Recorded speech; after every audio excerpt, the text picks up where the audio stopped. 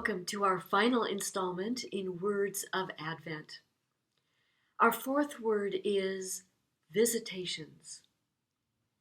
The root word visit comes from Latin videre, which means to see. When you visit someone, you go to see and to be seen. So there's a friendliness in the word. Biblically, the word visitation is larger, richer, suggesting perhaps an encounter of great importance, important enough to shift your perspective, your priorities, your path forward. In biblical terms, a visitation means some kind of divine encounter, such as travelers coming down the road who are invited to dine at the home of Abraham and Sarah and deliver a remarkable invitation. Jacob is visited in the night by a dark force, wrestles all night with this visitor, and at daybreak gives the uninvited guest a blessing. In the book of Daniel, the three young men in the furnace are visited by Gabriel and Michael and are held safe from the fiery flames. So there's some form of intervention or inbreaking of something utterly new in these divine visitations. And of course, divine visitations shape the early scenes in the Gospel of Luke. Zechariah in the temple is visited by an angel of the Lord and learns that his wife, Elizabeth, in her old age, will bear a child. Zechariah is so astonished by this visitation that he loses his ability to speak. The young Mary receives an unexpected visitation from Gabriel, who announces what doesn't make sense, that she will conceive a child not in the normal course, but through the agency of the Holy Spirit. She says yes. Gabriel tells Mary of her cousin Elizabeth's good fortune, and then Gabriel departs. Mary runs in haste into the hill country for an unexpected double visitation.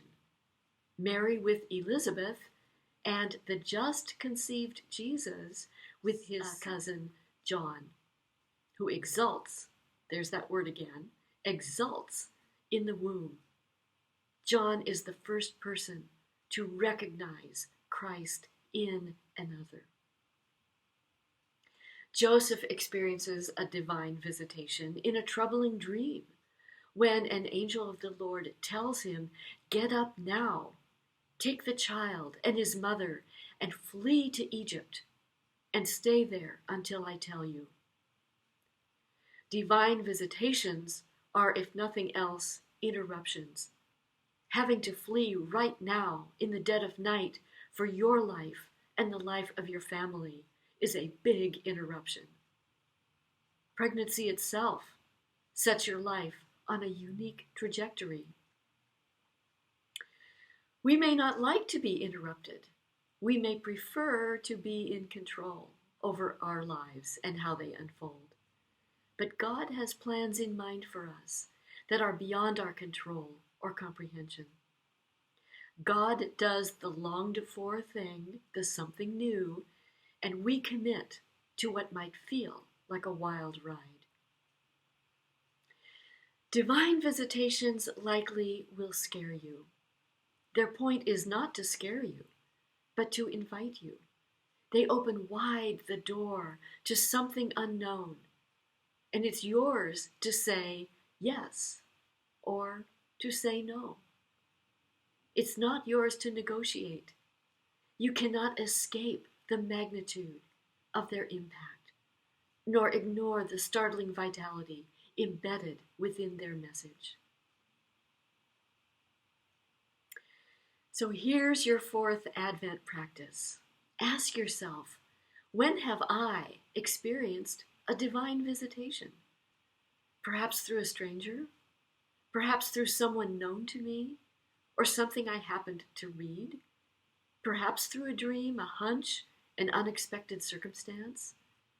When have I received a message, an instruction, an invitation that was clarifying or that set a new direction for my life? Perhaps to pursue more studies or a new job, a new career. What stories can I share? And for bonus points, ask yourself, how am I honoring today the import of that visitation? Would I be different if it had not happened, or less my true self if I had not given my yes? If you have your Advent Booster Pack, which is available in my store, I encourage you to schedule your office hour with me soon. Reach out and send me a few best dates and times, and include your time zone, please. Thank you for this opportunity to share with you these 4 words of Advent.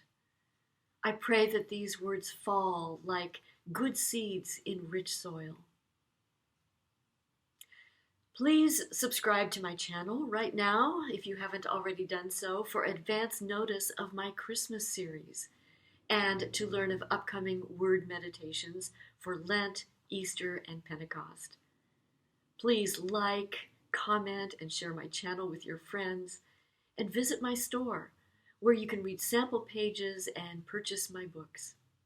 Everything you purchase from my store supports my work directly. And check out my artist page at Spotify for true stories of life in the reign of God. I'd love to hear from you.